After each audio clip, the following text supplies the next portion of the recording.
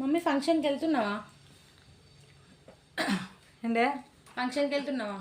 ఏం ఫంక్షన్ పోవడో ఏమోనే. ఫంక్షన్ పోవాలంటే భయం అవుతుంది అసలే. పెళ్ళికి పోవాలంటే ఏదో మనశ్శాంతి ఎగ్గుతాం సేపట్ల అందరు వస్తారు కదా, కలుద్దాం పోదామని సరదాగా అనిపిస్తుంది.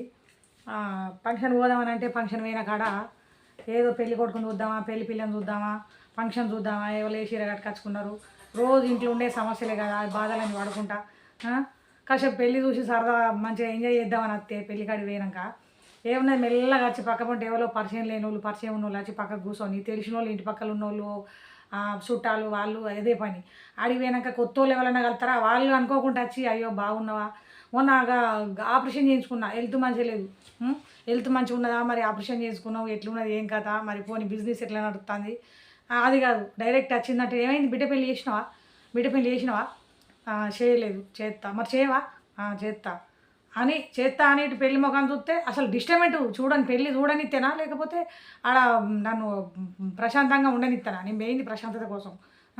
మొత్తం సేపు ఎక్కడికన్నా పోతే కూడా అసలు నిజంగా కాకులు లెక్క వీక్క తింటారు ప్రవళిక. పెళ్ళి పెళ్ళి పెళ్ళి పెళ్ళి పెళ్ళి అని ఏం చేయాలి చెప్పు.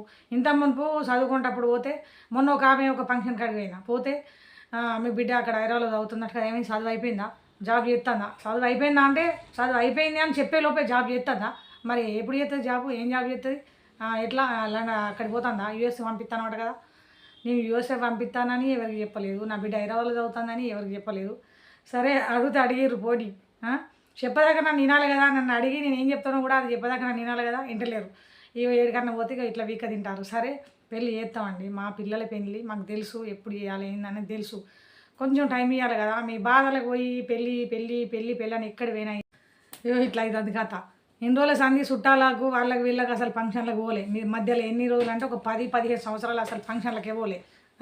ఈ మధ్యలో ఇక ఏమన్నా అంటే మీ పిల్లలు పెళ్ళికి ఎదురు కదా, మీరు రాంది వస్తారు పెళ్ళిళ్ళకు, రావాలి కదా అంటే ఇక పెద్దమ్మ ఇట్లా అంటే సరే పోదాం తీ అని చెప్పేసి అట్లా చిన్న చిన్న దగ్గర వాటికి పని ఉన్నా కూడా ఇడిచిపెట్టుకొని ఏదో కొంచెం టైంపాస్ అట్లా సరదా కూడా అనిపిస్తుంది, కొంచెం ఏదో బాధలు మర్చిపోతాను. ఎవరైనా కలుతారు కదా, మాట్లాడదాం అట్లా పాతోళ్ళు అట్లా ఫ్రెండ్స్ వాళ్ళు వీళ్ళని పోతే అవి పక్కన పెట్టి అందరు ఇదే ముచ్చట అడుగుతారు. ఏం చేయాలి చెప్పు. ఏడికన్నా పోయినప్పుడు నాకు ఒక్కదాన్ని అని కాదు, ఆడపిల్లలు ఉన్నోళ్ళకు మగపిల్లలు ఉన్నోళ్ళకు అందరికి ఇదే ఎదురవుతుందని నేను అనుకుంటాను. నాకైతే ఇప్పుడు గత ఒక 2-3 సంవత్సరాల నుంచి అయితే నాకు ఇదే బాధ అవుతుంది అసలు నిజంగా చెప్పాలంటే. చూస్తానండి, నేను కూడా చూసేదాకా చేసేదాకా మీరు ఆగాలి కదా. మీ బాధకు ఇప్పుడు ఎక్కడ పోయినా ఇట్లా కాకుల్లాగా వీక్క తింటే నేను మీ బాధకు పోయి ఏ బొందలు పడాలి చెప్పండి.